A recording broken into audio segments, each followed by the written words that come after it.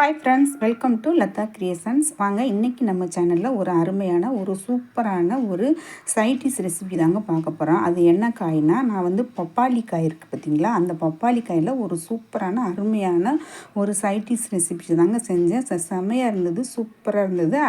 அதே மாதிரி நீங்களும் செஞ்சு ட்ரை பண்ணி பாருங்கள். வாங்க வீடியோவை கண்டினியூ பண்ணலாம்.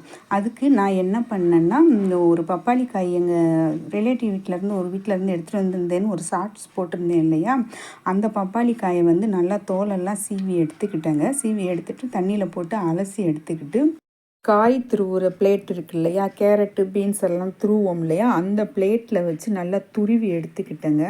பார்க்குறதுக்கு துருவி எடுத்தோடனே அந்த கோஸு நறுக்கி வச்சுருப்போம்ல, அதே மாதிரியே இருந்தது.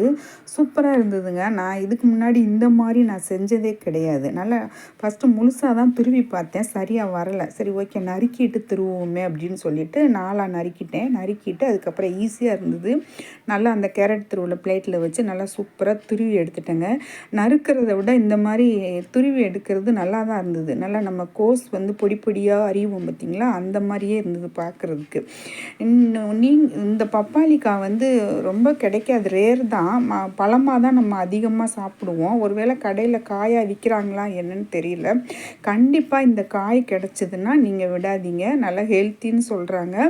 நீங்கள் வந்து இதே மாதிரி செஞ்சு பாருங்கள். இப்படியும் செய்யலாம். நம்ம பாசிப்பருப்பு கொஞ்சம் துவரம்பருப்பு போட்டு கூட்டும் பண்ணலாம், சூப்பராக இருக்கும். நான் வந்து எங்கள் வீட்டில் முன்னாடி மரம் இருக்கும்போது இந்த மாதிரி தான் செஞ்சுருக்கேன், கூட்டு செஞ்சுருக்கேன்.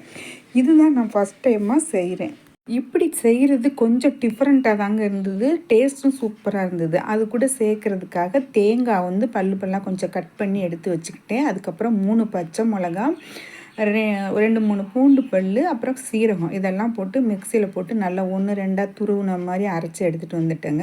அதுக்கப்புறம் கடாயை காய வச்சுட்டு எண்ணெய் ஊற்றிட்டு கடுகு உளுந்தம்பருப்பு ஒரு 3 பச்சை மிளகாய் எல்லாம் கொஞ்சம் ஜாரில் போட்டு நல்லா ஒரு மாதிரி ஒன்றும் பாதியமாக போடுறத கொஞ்சம் ஐஸாக இருக்காமல் நல்லா போட்டுட்டு அதுக்கப்புறம் வெங்காயம் கருவேப்பிலை போட்டு நல்லா, அதுக்கப்புறம் கடாயை காய வச்சு அந்த கருவேப்பிலை வெங்காயம் நல்லா வதங்கினதுக்கப்புறம் நம்ம அந்த துருவி வச்சுருக்கோம் இல்லையா, அந்த பப்பாளிக்காய் துருவல், அது என்னவோ தெரிலங்க, நான் இதுக்கு முன்னாடி செஞ்சதில்லை.